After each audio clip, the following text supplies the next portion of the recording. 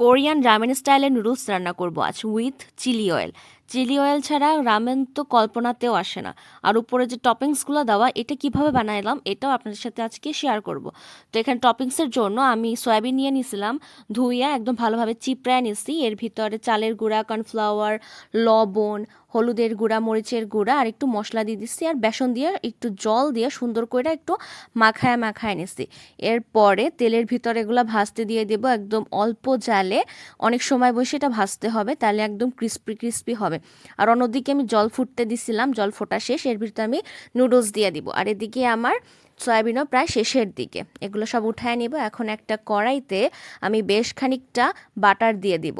এর ভিতরে আমি চিলি ফ্লেক্স দিয়ে দেব, মরিচের গুঁড়া দিয়ে দিব, হালকা একটু কর্নফ্লাওয়ার দিয়ে দেবো একটু থিকনেসের জন্য। এই যে কর্নফ্লাওয়ার দিয়ে দিতেছি, তারপরে হচ্ছে একটু লবণ দিয়ে দিব, সুন্দর একটু নাড়ায় চাড়া। এর ভিতরে আমি চিনি দিয়ে দেবো টেস্ট ব্যালেন্সের জন্য। আপনারা চাইলে গার্লিকও দিতে পারেন। এরপরে আমি টমেটো সস দিয়ে দিব। সস ছাড়া এটা বেশ ভালো লাগবে না, তো আমি টমেটো সস দিয়ে দিছি।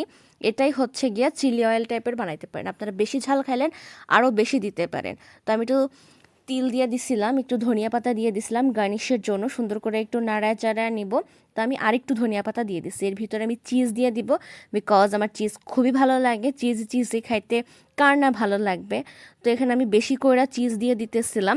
তো এটা সুন্দর করে একটু ফুটতে থাকবে, একটু নাড়ায় চাড়ায়। তো এর ভিতরে আমি যে নুডলসের যে মশলাটা ছিল, মশলাটা দিয়ে দিব, দিয়ে সুন্দর করে নাড়ায় নিব। তারপর আমার সেদ্ধ করা যে নুডলসগুলো আছে ওগুলো দিয়ে দিব, দিয়ে সুন্দর করে একটু নাড়ায় চাড়ায় নিব।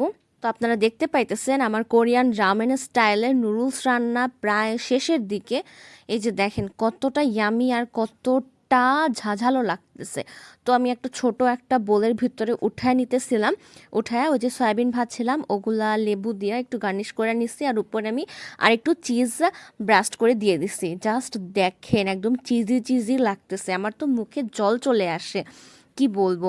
তো এটা কেমন হয়েছে রেসিপিটা অবশ্যই জানাবেন, আশা করি আপনাদের ভালো লাগছে। তো থ্যাংক ইউ সো মাচ এত সময় সাথে থাকার জন্য, ধন্যবাদ।